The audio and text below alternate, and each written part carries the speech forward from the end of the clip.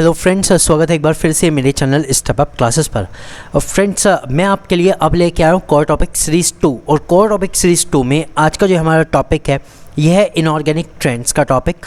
ठीक है फ्रेंड्स, और इनऑर्गेनिक ट्रेंड्स में हम क्या देखने वाले हैं? एक्सेप्शनल देखने वाले हैं। जनरली हम इसमें वो चीज़ देखेंगे जो जनरल ट्रेंड को फॉलो नहीं करता, अपवाद होता है, एक्सेप्शनल होता है। तो शुरू करने वाले हैं एस ब्लॉक से।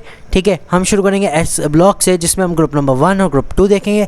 उसके बाद चलेंगे पी ब्लॉक जिसमें हमारे ग्रुप आते हैं 13 से लेके 18 तक के ग्रुप और इनकी कंपैरेटिवली स्टडी देखेंगे दो ग्रुप के बीच।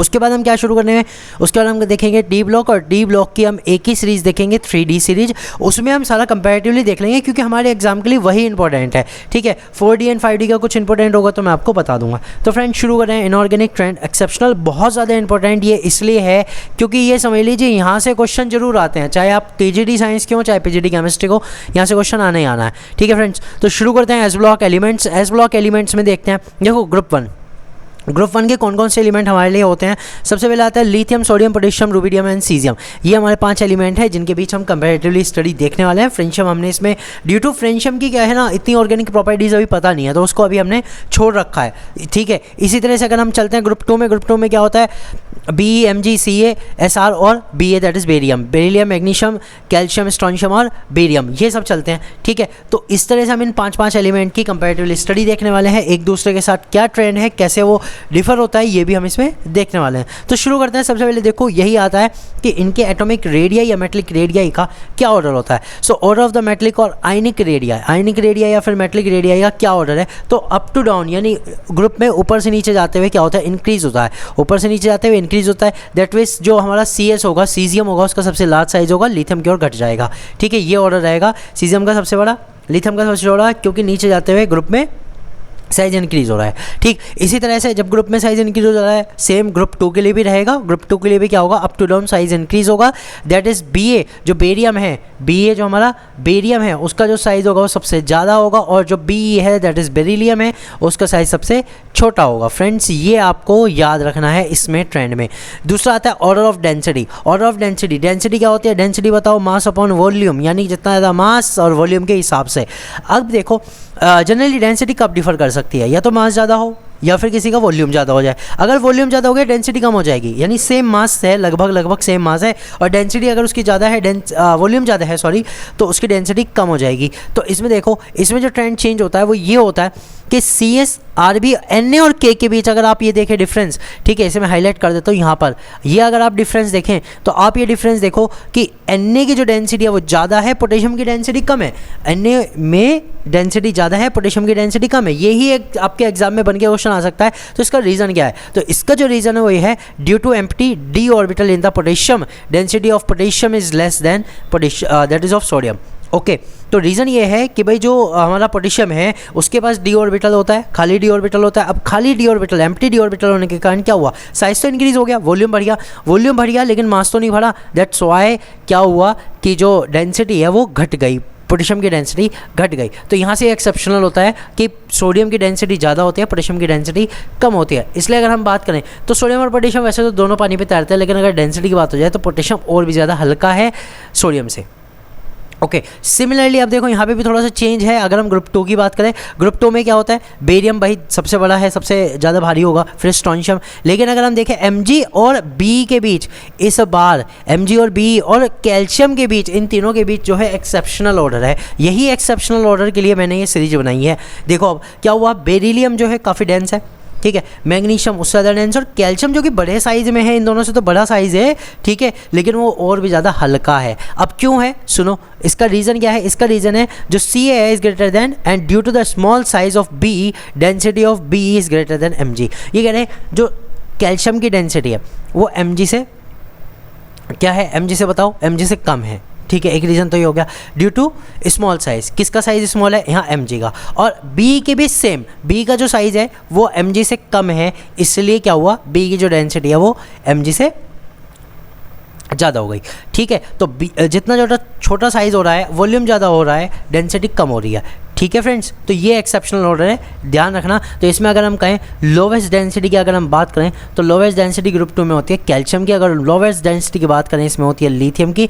लेकिन जो एक्सेप्शनल है वो क्या है हमारा, और लोवेस्ट किसकी होती है, लिथियम की, लेकिन एक्सेप्शनल क्या है कि जो पोटेशियम की डेंसिटी है वो सोडियम से कम है, ये हमारा एक्सेप्शनल है। अब बात करते हैं order of melting and boiling point. देखिए जनरली मेल्टिंग और बॉइलिंग पॉइंट किस चीज़ पर डिपेंड करता है, पहले ये समझिए। जब तक ये नहीं समझेंगे तब तक आपको ये नहीं पता लगेगा एक्चुअल में ये कैसे डिफर कर रहा है। तो मेल्टिंग और बॉइलिंग पॉइंट जनरली जो मेटलिक क्रिस्टल होता है उसमें मेटल कैसे पैक है उस पर डिपेंड करता है। तो रीज़न ये है on increasing the size packing efficiency decreases, कि साइज़ बढ़ने पर, ठीक है, साइज़ बढ़ने पर जो पैकिंग एफिशिएंसी है वो घट जाती है। पैकिंग एफिशिएंसी मतलब क्या होता है कि जो मॉलिक्यूल्स होते हैं, भाई मेटल का साइज़ बढ़ा, मेटल का साइज़ बढ़ा, अब अगर हम उन्हें एक लेटेस्ट क्रिस्टल में पैक कर रहे हैं, मैंने कई बार बनाया, मान लो क्यूब शेप है, क्यूब शेप के कोनों पे हमारे एटम्स है, वो पैक हो रहे हैं, तो अगर साइज़ बढ़ा है तो पैकिंग एफिशिएंसी थोड़ी कम रहेगी, साइज़ छोटा है तो पैकिंग एफिशिएंसी ज़्यादा रहेगी। एक चीज़ हो गई, पैकिंग एफिशिएंसी का पता लग गया। अब देखो जिसकी पैकिंग एफिशिएंसी ज़्यादा, जो ज़्यादा क्लोज्ड पैक है, उसको तोड़ने के लिए आपको ज़्यादा एनर्जी चाहिए। दैट्स वाई जो छोटे साइज़ वाले होते हैं उनका मेल्टिंग पॉइंट ज़्यादा होता है, बड़े साइज़ वालों का कम होता है। दैट्स वाई जो ऑर्डर होता है वो क्या होता है, top to down, up to down decrease होता है। हमारे ग्रुप में नीचे जाते हुए क्या होता है, डिक्रीज़ होता है। क्या होता है, डिक्रीज़। ये सिंपल सा हमारा ग्रुप 1 के लिए था। लिथियम का सबसे ज़्यादा है यहाँ पर मेल्टिंग पॉइंट, और जो सीजियम है उसका मेल्टिंग और बॉइलिंग पॉइंट सबसे कम है। ओके, लेकिन यही एक्सेप्शनल थोड़ा सा दिखता है हमें किसमें, ग्रुप 2 में। ग्रुप 2 में क्या होता है, देखो अगर हम मेल्टिंग पॉइंट की बात करें तो Be का मेल्टिंग पॉइंट तो सबसे ज़्यादा है, फिर कैल्शियम, स्ट्रोंशियम, Ba और Mg का देखो अगर देखा जाए तो दूसरे नंबर पे होना चाहिए, लेकिन अगर हम देखें तो Mg का जो हमारा मेल्टिंग पॉइंट है वो सबसे कम है, वो सबसे कम है। और अगर मैं Mg का बॉइलिंग पॉइंट देखो तो वो भी सबसे कम है। अब ऐसा क्यों हुआ होगा, ऐसा क्यों हुआ होगा, क्योंकि देखो Mg जो होता है, पैकिंग एफिशिएंसी जो होती है Mg की वो बहुत ही कम होती है। रीज़न यही है, पैकिंग एफिशिएंसी जो होती है उसकी कम होती है। Okay clear. अब बात करते हैं हाइड्रेशन की। Hydration, order of hydration. Hydration मतलब होता है, देख कि हम ये जो है वाटर के साथ कैसे इसके साथ रिएक्शन हो सके, वाटर के साथ कितनी जल्दी से सॉल्वेंट बना सके या क्रिस्टलाइज हो सके। So cation in the polar solvent like water, ठीक है। तो अगर ये कैटायन बनाता है पोलर सॉल्वेंट लाइक वाटर में तो उसे हम क्या कहते हैं, ऑर्डर ऑफ हाइड्रेशन देखते हैं। तो हाइड्रेशन में क्या होता है, देखो लिथियम का जो होता है वो सबसे ज़्यादा, लिथियम का सबसे ज़्यादा, सीजियम का सबसे कम, क्योंकि up to down the size of the hydrated ion decrease, क्योंकि नीचे जाते हुए जो हाइड्रेटेड आयन का साइज़ होता है वो घट जाता है। हाइड्रेटेड आयन का साइज़ घट जाता है। हाइड्रेटेड आयन का साइज़ का क्या मतलब हुआ, भाई देखो अगर सीजियम की बात करें तो वो क्या करेगा, वो जल्दी से हाइड्रेट नहीं होना चाहेगा, साइज़ बड़ा है, वाटर मॉलिक्यूल छोटे छोटे होते हैं, और वो करेगा क्या, वो अच्छे से उनके साथ कैटायन बना के जुड़ेगा नहीं। That's why.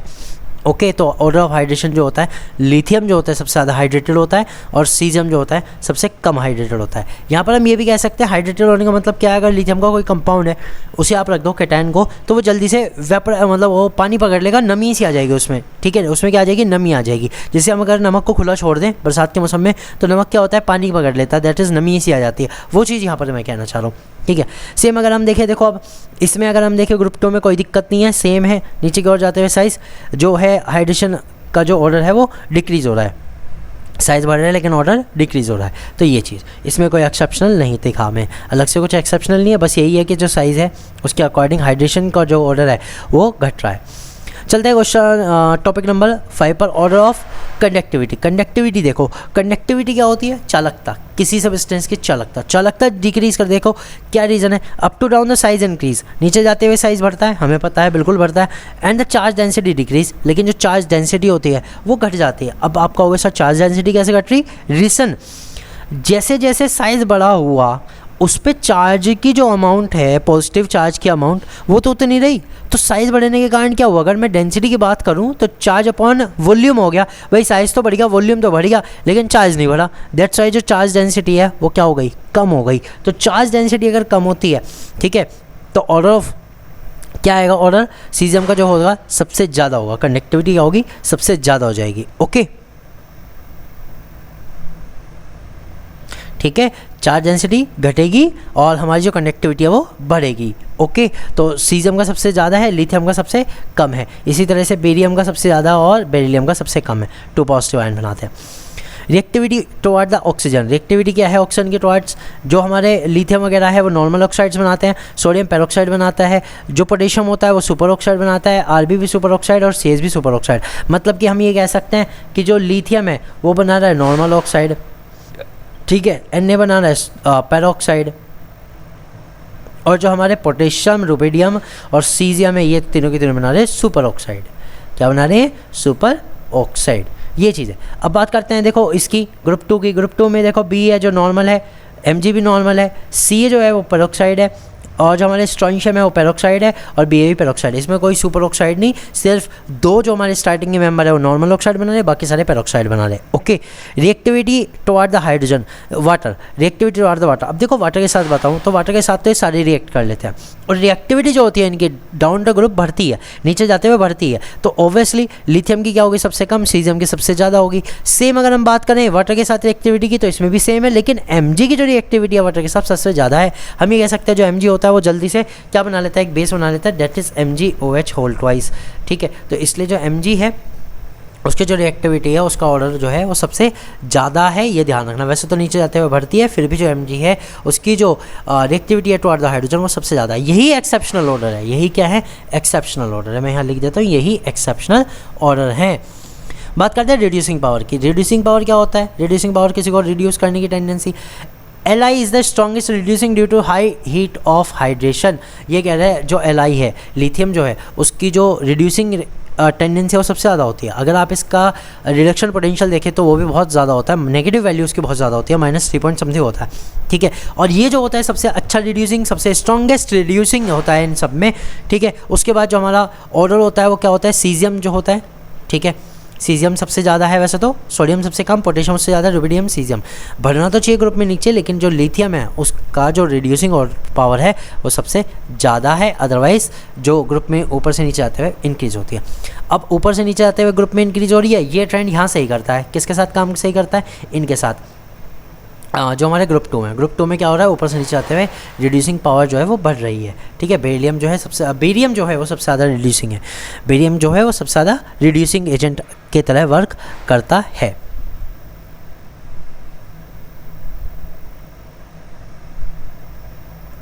अब देखते हैं हाइड्राइड्स। हाइड्राइड्स की देखो 2 चीज़ देखेंगे, स्टेबिलिटी देखेंगे और आयनिक करैक्टर देखेंगे। हाइड्राइड्स मतलब हाइड्रोजन के साथ रिएक्शन करके है जो हाइड्राइड्स बनते हैं वो।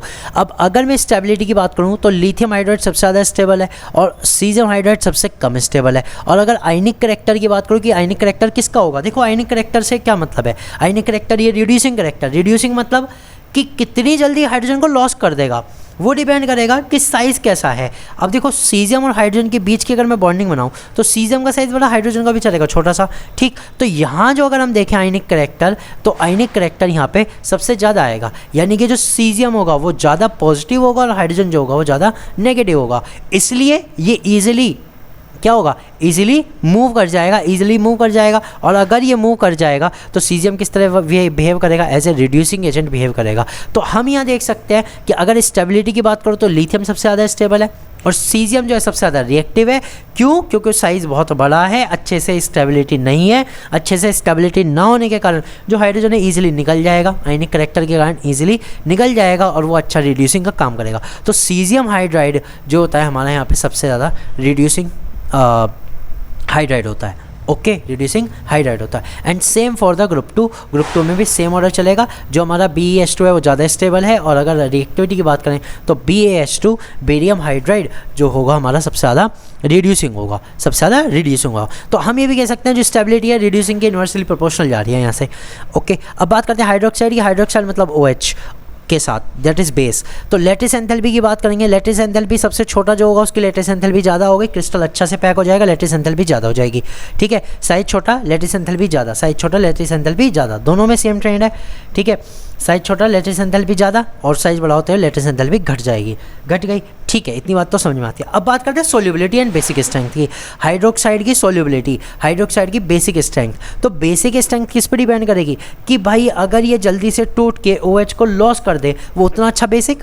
समझो CSOH है, हमें पता है CSOH, इनकी जो लेटिस एंथैल्पी होती है वो बहुत ही कम होती है। लैटिस एंथैल्पी मतलब क्रिस्टल लैटिस में अच्छे से पैक नहीं हो रहे, ठीक है, कम एनर्जी लगाओगे एकदम टूट जाएगा। तो जब ये जल्दी टूट जाएगा, OH को जल्दी लॉस कर देगा, तो इसलिए इनकी बेसिक स्ट्रेंथ ज़्यादा हो जाएगी। दैट इज COH जो होता है वो सबसे ज़्यादा बेसिक स्ट्रेंथ रखता है, इनमें सबसे ज़्यादा बेसिक होता है। तो बात समझ में आई। लिथियम हाइड्रोक्साइड सबसे कम बेसिक, सबसे ज़्यादा लैटिस एंथैल्पी वाला, सबसे ज़्यादा स्टेबल, ठीक है। सीजियम हाइड्रोक्साइड सबसे ज़्यादा रिएक्टिव, सबसे ज़्यादा बेसिक स्ट्रेंथ वाला, ठीक है।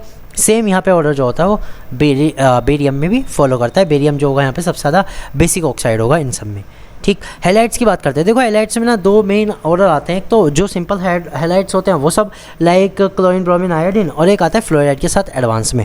तो फ्लोराइड का मैंने यहाँ अलग से लिखा हुआ है। देखो क्या होता है फ्लोराइड में, अगर हम देखें इनकी जो फॉर्मेशन एंथैल्पी है फ्लोराइड की सबसे ज़्यादा है। फ्लोराइड की फॉर्मेशन एंथैल्पी सबसे ज़्यादा है, ओके। अब अगर फॉर्मेशन एंथैल्पी इसकी ज़्यादा है, ठीक है, ये तो फ्लोराइड के केस में। बाकी हैलाइड के केस में क्या होता है, जो एंथैल्पी होती है फॉर्मेशन एंथैल्पी, ये जो लिखा हुआ है ना ये एंथैल्पी फॉर्मेशन, सीजियम की हैलाइड की सबसे ज़्यादा होती है, सीजियम हैलाइड की सबसे ज़्यादा होती है, ओके। अब सोल्यूबिलिटी की बात करते हैं। जब एंथैल्पी ऑफ फॉर्मेशन सबसे ज़्यादा है तो अगर मैं इसको हीट दे दूंगा तो टूट जाएगा, दैट इज़ इसकी सोल्यूबिलिटी भी सबसे ज़्यादा होगी, ठीक है, ये जल्दी सोल्यूबल होगा, ओके। इसी तरह से अगर हम KCl, NaCl, LiCl, Rb और Cl, अगर हम क्लोरीन के साथ देखें तो KCl की है सबसे कम, और CCl, CL ये हमारा सबसे ज़्यादा रखता है। इसी तरह से ब्रोमीन में CSBr सबसे ज़्यादा रखता है। फिर अगर हम आयोडाइड की देखें तो वो अलग है। तो कुल मिला के FCl और Br के साथ बिल्कुल ही अलग ऑर्डर है, और Br के साथ भी अलग ही ऑर्डर है, अलग अलग ऑर्डर है इनका। हैलाइड्स का आपको थोड़ा सा फोकस करना पड़ेगा सोल्यूबिलिटी के केस में, ठीक है। फॉर्मेशन एंथैल्पी की बता दिया। फ्लोराइड के केस में तो उल्टा केस होता है, और बाकी हैलाइड के केस में सीधा सीधा होता है कि नीचे जाते हुए जो फॉर्मेशन की एंथैल्पी है वो इंक्रीज़ होती है, ठीक है। सोल्यूबिलिटी की बात करूँ, सोल्यूबिलिटी का जो ऑर्डर होता है सीजियम फ्लोराइड का सबसे ज़्यादा सोल्यूबल है, ठीक है, और सीजियम क्लोराइड भी सबसे ज़्यादा सोल्यूबल है। लेकिन जो एक्सेप्शनल ऑर्डर है वो किस किस के बीच है, KCl, NaCl, LiCl के बीच, ठीक है। अब अगर हम इसकी बात करें ब्रोमीन की, ब्रोमीन का बिल्कुल ही उल्टा है। ब्रोमीन का सेम है जैसे फ्लोराइड का था वैसे ही है लगभग, ठीक है, मतलब बिल्कुल उल्टा है। फ्लोराइड की सोल्यूबिलिटी नहीं, फ्लोराइड का जो हमारा कौन सा ऑर्डर था, फॉर्मेशन एंथैल्पी का ऑर्डर था। और इसमें जो हमारा आयोडाइड है, सोडियम आयोडाइड की जो होती है वो सोल्यूबिलिटी सबसे ज़्यादा होती है, फिर लिथियम आयोडाइड, फिर पोटेशियम, रुबिडियम, सीजियम, ओके। तो फ्रेंड्स ये थोड़ा सा उल्टा है। Cl और F का लगभग सेम है, और जो हमारा Br और I है उसका अलग है, ठीक है, ये ध्यान रखना। अब बात करते हैं ग्रुप 2 की। तो ग्रुप 2 में क्या हो रहा है, ग्रुप 2 में देखो आयनिक की वजह से हम बता सकते हैं कि आयनिक करेक्टर नीचे जाते हुए इंक्रीज़ हो रहा है, ठीक। और अगर हम टेंडेंसी टू गेट हाइड्रोलाइज, इनके हाइड्रोलाइज की बात करें तो सबसे ज़्यादा BX2 हाइड्रोलाइज हो जाएगा। जितना छोटा साइज उतनी जल्दी हाइड्रोलाइज हो जाएगा, ओके, ठीक है फ्रेंड्स। हाइड्रोलाइज होने का मतलब क्या है, वाटर के साथ रिएक्ट करके X2 का अलग निकाल देगा, हाइड्रोलाइज हो जाएगा। For carbonates, bicarbonates, nitrates and sulphate, अब जो इनके अदर सॉल्ट हैं लाइक कार्बोनेट CO3 के साथ, बाइकार्बोनेट HCO3, नाइट्रेट जो होता है हमारा क्या होता है NO2, ठीक है, सल्फेट SO4, इनके साथ TD ऑर्डर देखेंगे, थर्मल डिकम्पोजिशन ऑर्डर देखेंगे, पोलराइजिंग और सोल्यूबिलिटी। ये कह रहे हैं इन तीनों ऑर्डर में क्या होता है, नीचे जाते हुए ऑर्डर इंक्रीज़ होता है। क्या होता है, इंक्रीज़ होता है। BE से लेके BA तक जो ऑर्डर होता है वो इंक्रीज़ होता है। लेकिन यहाँ एक्सेप्शनल क्या है, यहाँ एक्सेप्शनल ये है कि lithium and the beryllium salt है मैक्सिमम TD। जो लिथियम और बेरिलियम सॉल्ट होते हैं इनकी थर्मल डिकम्पोजिशन एनर्जी सबसे ज़्यादा होती है। बाकी का ऑर्डर सेम है, बाकी का पोलराइजिंग पावर का, सोल्यूबिलिटी का ऑर्डर नीचे जाते हुए बढ़ता है, ठीक है फ्रेंड्स। ये चीज़ें आप याद रखना। This was the group S block elements, group 1 and group 2 की कंपैरेटिव स्टडी। जहाँ जहाँ कुछ हाईलाइट था वो मैंने हाईलाइट कर दिया, वो आप याद रखना और इसको ध्यान में रखना, सारे का सारा इंपॉर्टेंट है। और खासकर हाईलाइट्स वाला ध्यान रखना, ये सारी चीज़ें अलग से लिखी हुई हैं, ओके।